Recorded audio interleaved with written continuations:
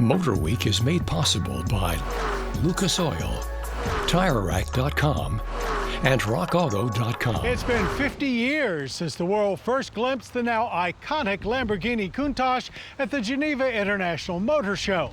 So in light of the bully announcement of a modernized Countach making its way to the streets, our own Roger Mecca set out to rediscover what made the original so remarkable.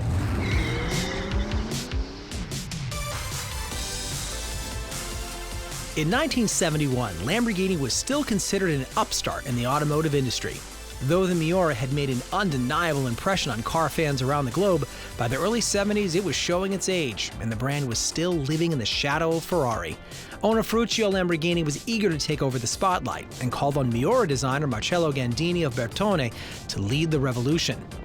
Ferruccio's instructions were clear. The Miura's replacement had to be a single-purpose, fiercely powerful sports car with unparalleled performance exceeding anything else on the road, especially anything made by Ferrari. But most of all, it had to be striking, with a design that was unlike anything the world had ever seen. The prototype was the LP500, featuring a wedge-shaped design that was completely different than the beautiful curves we found on the Miura.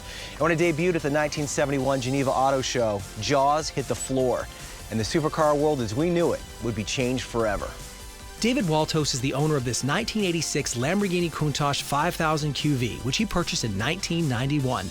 And like so many car fans over the years, his need to graduate from Countach admirer to Countach owner was an undeniable desire. I'd had a Lotus before and really liked the car, but when I saw this, it was just so different. It was just so wild.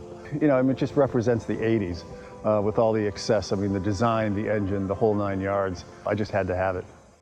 That was the exact sentiment everyone shared following the debut in Geneva. So after 3 years of development, the Countach finally hit the streets in 1974 as the LP400. It featured a 3.9-liter V12 with 370 horsepower and could reach 60 in around 5.5 seconds, taking drivers all the way to a top speed of 170. And when you combine those numbers with the Lambo's incredible looks, it's no surprise that the name Countach is actually a northern Italian word used to express amazement and admiration. Now, over the years, the Countach has built up a long list of complaints that the clutch is too heavy, the steering's too heavy, it's too hard to shift, it's too noisy, and you can't see out of it. And in fact, all of those things are true. But there's something else that's also true. It is so much fun to drive. Once you get up to speed, the steering lightens up beautifully, and the grip from the nearly 14-inch wide rear tires gives you the confidence to drive faster and harder, something this car is happy to do.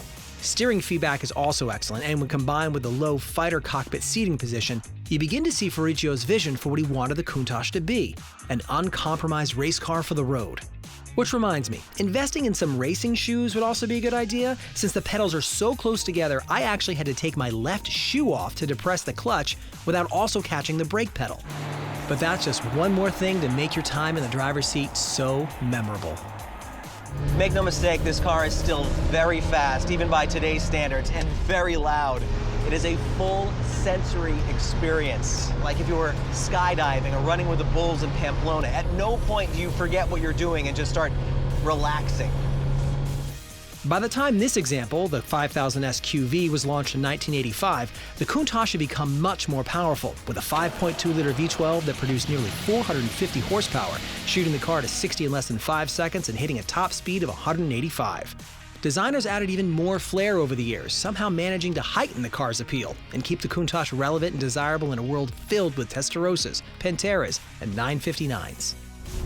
Eventually, the Countach gave way to the Diablo, and I've also driven that car and have to say, unequivocally, it is much easier to drive on a daily basis. But as to which car is more memorable, well, the answer to that question is pretty simple.